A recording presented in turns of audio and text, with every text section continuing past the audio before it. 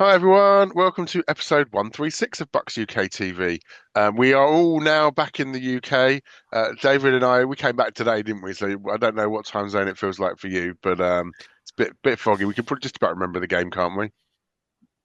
Yeah, just about. It's a bit tired, but it was definitely a game worth remembering, wasn't it? So So, maybe Marianna, we'll start with you then, because you saw it a lot closer quarters and not 105 degrees in the stadium.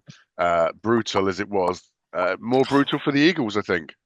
Yeah, I mean, because we'd had, I guess, such a not bad experience because the experience was wonderful, but I guess the result last week was not what we wanted. This was a complete turnaround.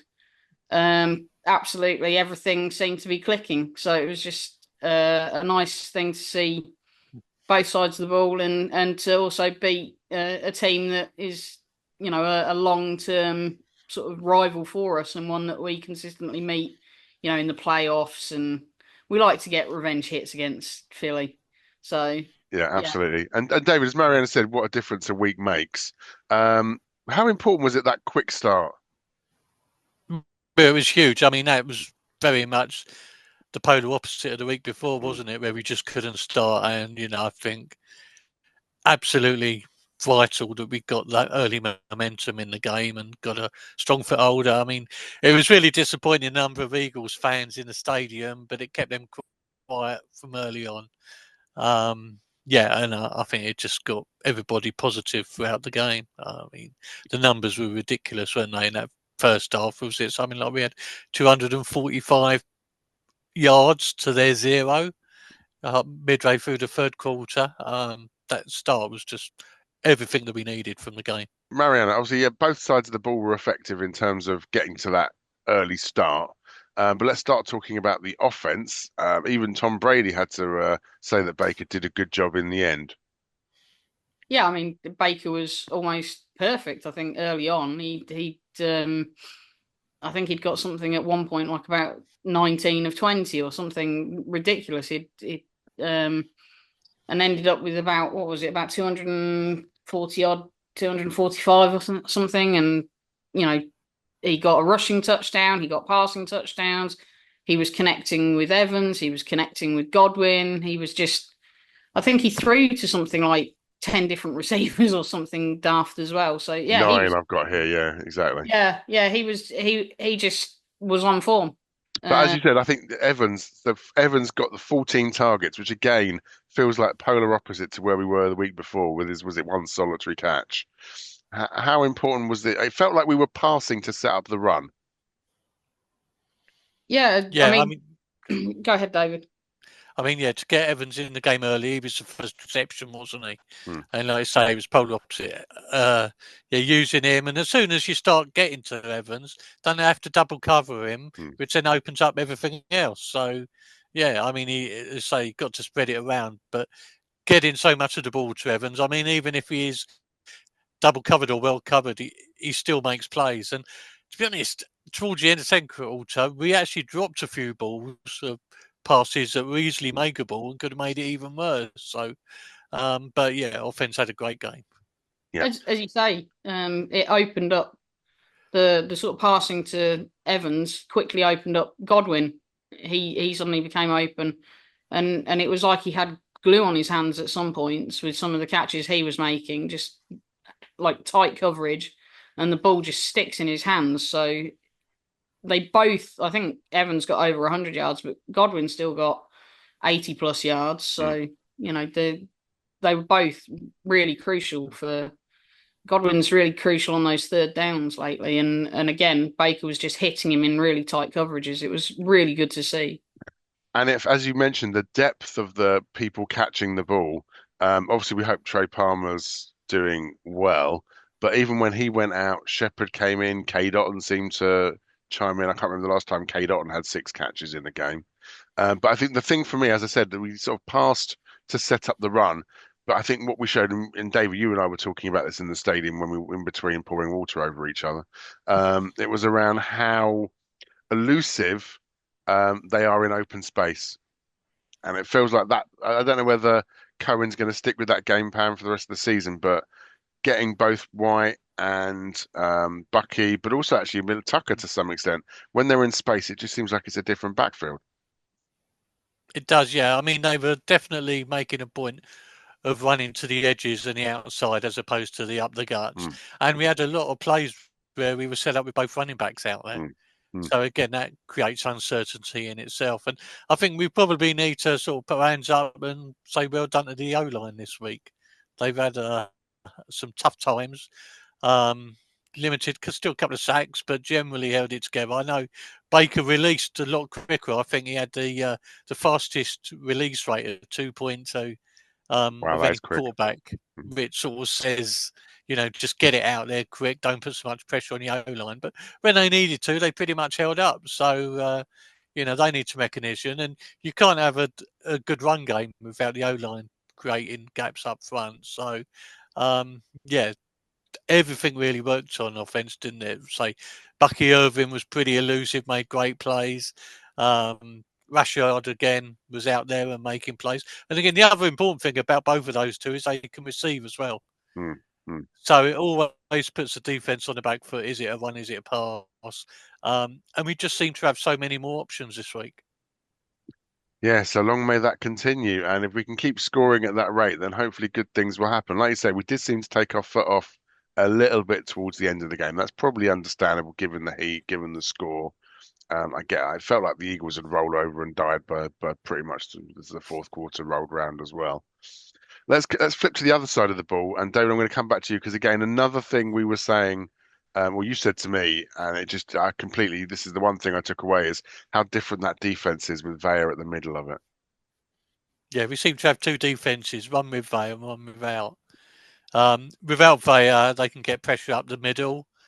Sorry, with Vaya, we get pressure up Yes, the middle, yeah. and without him, we're just reliant on trying edges, and it makes it easy for them. So, yeah, I mean, he was colossal, wasn't he? Well, he went into the game with an injury. He was still there with a couple of sacks, absolute power through the middle, and we put a lot of pressure on Turks this week. We've had 2 sacks in the first 3 weeks, and we had 6 on Sunday, which 6 just sacks was shows, immense, absolutely. Yeah. yeah. And two of those, well, one of those sacks by Vita Vea as well, which was wonderful. I remember sort of stood there with his hands in the air and we all cheered. It's fantastic. Marianna, I think in terms of that pressure, I mean, you are a long-suffering person having to watch the Giants play, and so you've seen Barkley probably more than most. Keeping him contained seemed to be the key to a lot of that, didn't it? Yeah, and we did. We kept him contained well. There was a sort of couple of moments where he broke out. He had a good chance at a reception quite deep as well, but we covered him well for that because the Eagles use him, I think, slightly differently to how the Giants were using him, and are using his sort of reception skills, I think, a bit more as well. But I mean, he is, to be fair, he's having a bit of a resurgence with the Eagles. It's showing what I guess a relatively good O line can do. But Mm. the sort of they had, I guess the Eagles had probably about a sort of 10, 15 minutes. I'd say almost sort of 5 minutes either side of each half where it felt like, oh, they might just be getting back Mm, into it. mm. And the one thing that I'd like to highlight is the Levante David basically stripped for the fumble. It's a swat, Yeah. wasn't he? I Completely mean, bashed it. that Yeah. that changed the momentum back though, because that was one of those points where the Eagles were starting to march up the field, and it's that veteran again, Levante, coming in and making a crucial play right when we needed it, and shifting the momentum back in our favour. It was huge. I think my one concern on defense is the breakdown. And some of this is probably Jalen Hurts, and despite the criticism he got, he's still a good quarterback, I think. Although again, we were having a big debate with Phil. Dare I say it might have been the Bud Light talking. Who knows? Um, but I think when he stepped up into the pocket and that initial wave of pressure either didn't reach or went round the outside of the edges, it felt like we were vulnerable then. There were a couple of times where you think actually that first person who got their hands on him, it could have been a different outcome. Obviously, it was a good outcome still. I mean, David, is that just icing on the cake, or is that something we need to worry about? I mean, I don't think we can be too negative on the defense for that performance. It doesn't matter who you play. Quarterbacks are going to make some plays in a game. And overall, I thought we really contained well. Our tackling was so much better than the week before. Um, I mean, the biggest momentum was realistically one big play from Barkley at the start of the second half, and a blocked field goal. I don't think we can say too much negative about the defense. I really think they stood up this week. Okay, well then that's a perfect segue if we're going to talk about a blocked field goal. You know where it's coming. It's a third of the game, people. It's special teams, and it's the great punting debate, Marianna. Who's going to be there next week? What's going on? Well, we've been sharing this conversation between I think members of the club, and sharing the stats between the members of the club. So I can't take credit for knowing the stat because it's been shared by others. But we replaced Kamada with was it Gill? Is it?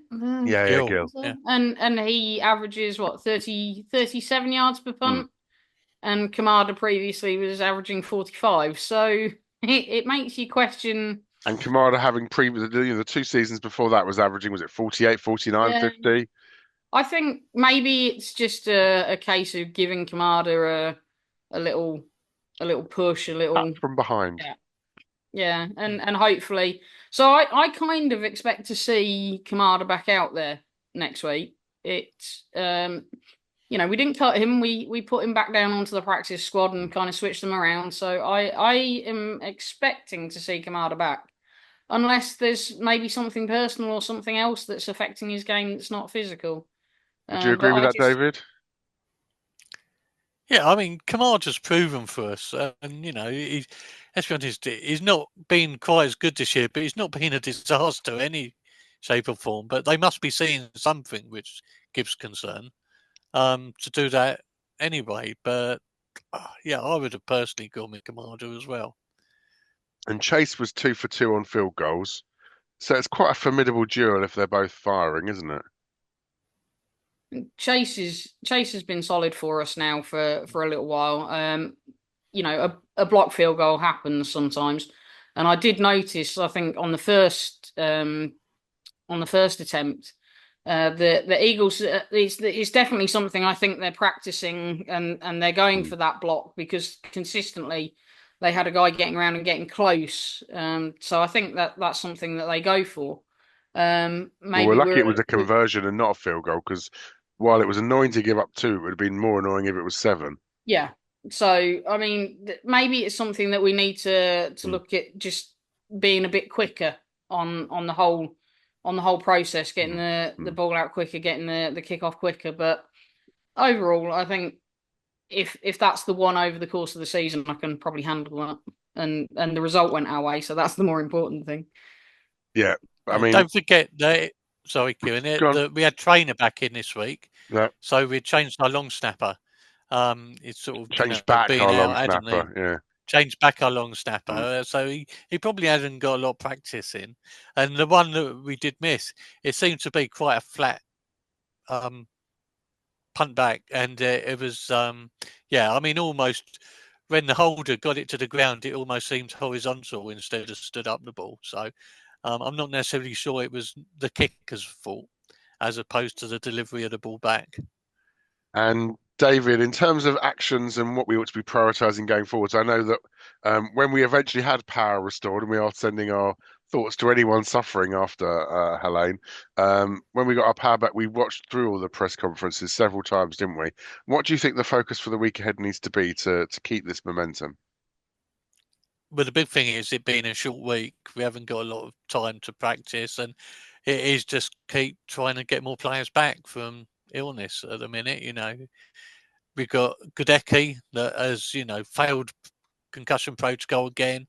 It's out there again, but he's still not cleared it. So I think it is just working. I mean, we had a huge list of players on injury report going into the game, and that we were grateful that a lot of them were able to take the field. And it's all about, we know we've got a quality roster out there. It's been out to have them on the field. So hopefully just rest up, enjoy, recover from the heat, which was so tough. Brutal. It was brutal, and just generally get prepared for Thursday without any making significant changes. Yeah, hats off to all those Tampa faithful. We know firsthand now how hard it is to sit there at a 1 p.m. game and try and make some noise in that heat. It's very unforgiving. Marianna, in terms of what you think the focuses for the week ahead need to be, obviously Dave's talked about depth, injuries, conditioning. What would your focus be? I think actually, to be honest, that is my main Mm. worry. Is again, I think with the injuries, we still have quite a long injury list, and on a short week. I think the other thing is just to maintain that mental focus. Clearly, Baker's press conference after the Denver game, where he said, we didn't really prepare. We're not, we didn't go into it. We were beaten physically, mentally, and so forth. I do think that they've obviously had some discussions in-house. They came out with a complete different mentality.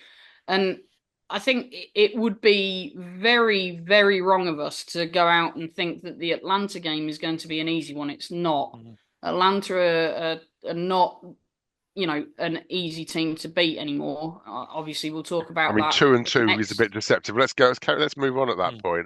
Because again, this was one of the teams that people thought were going to be great. Then we thought they were overrated. We still don't know what we're going to get, really. Yeah, they're very much a sort of, they can be great at moments team, and they hung with the Saints really well. Yeah, they've still got a lot of talent out there. The one thing I did note is that Bijan Robinson's got a little bit of a hamstring injury list. Yeah, which could play into our hands a little bit, particularly on a short week. But again, we need to get our players, particularly I think Vea's still, as you say, not 100% fully fit, and we're definitely going to need him, run stuffing there. So, even if Robinson's not there, I think Algiers not too shoddy either. So they've got a good 1-2 tack, very similar, I think, to Bucky and White in that regards. And it does seem like Kirk Cousins seems to be finding his groove again, doesn't it? Yeah, it does. He's a veteran out there. He knows how to play the game. He struggled a little bit, a lot of pressure on him early in the season for him in the draft pick. Mm-hmm. And maybe they're just settling down now and actually getting right into it. Yeah, it feels like the Green Bay situation now, where now there's a bit more clarity. You're the starter. Don't freak out. This is for long-term plan. In the short term, that's working well. And Marianne, as you said, this is a team that's got a fair amount of talent. Their line seems to be playing quite well, which is going to be key. And they seem to be moving the ball. Yeah. So what do we need, other than having Vea in the middle, what do we need to do you think, to stop them? We need to cover. Is it Ray McLeod, who's come out of nowhere? Yes. Yeah. And Kyle Fancy Pitts. waiver wire pickup everywhere. Oh, and Kyle Pitts, who is my consistent letdown in fantasy, but we have a tendency to forget about good tight ends. It's always been a thing that I've noticed, from previous games. So we just got to make sure that we focus on not losing Pitts, because he's still a very talented player. There, as you say, Kirk Cousins is no idiot. He's a veteran, so we need to get to him and pressure him. He's not going to be running out of the pocket and getting those yards like Mayfield would for us. I think that's where, if we can get some pressure on Cousins, that could be where we make the difference. Yeah, and then on the other side of the ball, David, I think this defense. I think our defense is better than their defense. I think our offense can move on this defense. They've still got a solid, linebacking core in the middle of it to hold it all together. Should we attack the Falcons? Well, I think we've got the game plan for them this Sunday, and we just need to keep that pace going. We need to just keep getting the ball to our receivers, which then opens everything else up, doesn't it? So, just keep the foot on the pedal really, and just keep pushing as hard as we can.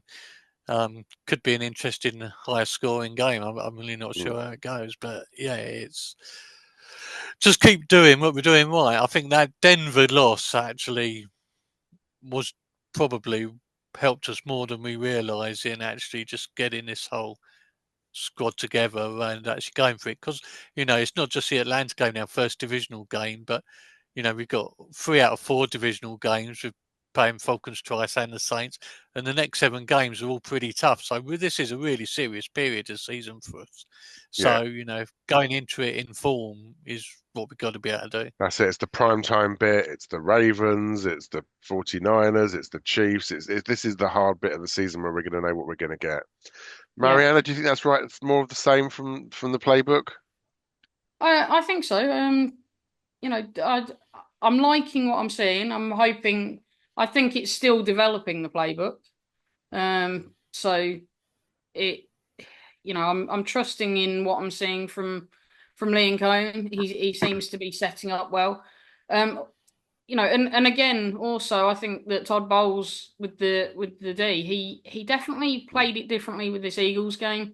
He wasn't blitzing quite so much early, and he was definitely playing more of a sort of like sit back and contain a bit more. Knowing that Jalen Hurts could burn us by running. So I suspect we'll see a more blitz heavy this week. I think he's going to blitz a lot more, which he'll be happy to do because he likes to blitz. So I do think we'll see more blitz this weekend than we did. It was more towards the end of the game that we sort of started blitzing when we knew that they were going to have to sort of throw a bit deeper and let plays develop a bit more. I think you'll see blitz earlier this weekend because he's going to want to get to Cousins and get Cousins in his is face. less mobile than Hurts, absolutely. Get in his face. So I do think you'll see a different defensive, but it's heavily going to depend on, do we have the players that that are fit and healthy to be able to do it, because we've got so many players banged up as well. So and then that lack of Winfield deep in the deep third or whatever is still hurting us absolutely. Even though the players that are there, I think, are playing very well, they're not going to be as good as the best safety in the league. Certainly the best paid one. So I'll let you think about predictions and that one big play you think you're going to see. For me, I'll go first then. The one big play I think we're going to see is, some sort of short pass, either a screen or a dump off to a running back that I think will go all the way. I think Bucky potentially, even White showed really good nimbleness, possibly even Tucker, who knows? But one of those short plays becoming a long play. I've seen, really good blocking downfield from the tight ends, from the receivers. I could see us going in from the halfway line with a short play. I think that could be the difference maker in what I think is a Bucs win, 24-14. For those of us that's staying up to start off watching it at 1 something a.m. in the morning on Friday morning, I think that's going to make it worthwhile. Marianna, your big play and prediction? I'm going to let's go crazy. We've been wanting to see one for a while. Let's say the big play will be a flea flicker, because we've been waiting to see that. That's going to happen this week for sure. And it'll go for a touchdown, obviously, probably to Evans. And I think you're right. I think it will be a win for us. I think we get in Cousins' face, and I actually think we can stop Atlanta from scoring. So I think if we go for it, I'm going to go for a big win for us. And I'm going to say 34 to about 10. Or you were thinking shutout for a minute. In the modern NFL, it's hard. It's not going to happen. I don't think the shutout happens. We let them score late on, but no, 34-10. I think we come out, we dominate early again, and we stop them. David, a final word before I ask you to update on London as well. Your big play and prediction. Yeah, I mean, it's about shutting down their crowd early again, just almost like the Eagles saying, shut them down in their own place, keep it quiet, and try big play to perhaps Mike Evans, keep him rolling. Now we've got him receiving the ball, and look for a 27-17 win. Nice. That's what we like to hear. So I mentioned London. The Bucs UK anniversary party does not stop now we're back from Tampa. In case people have missed it, what's happening in London? Yep, so we've still got our big London game watch against the 49ers. That's November 10th, I think it is now. Oh, you got me guessing now. We should have known that, shouldn't we? Yeah, I should have known that as well. I'll check. Yes, keep going. What's happening on there? Yeah, so obviously game watch. So get there early. We're going to have plenty of food and fun before the game itself. Then obviously live game watch, following the Buccaneers.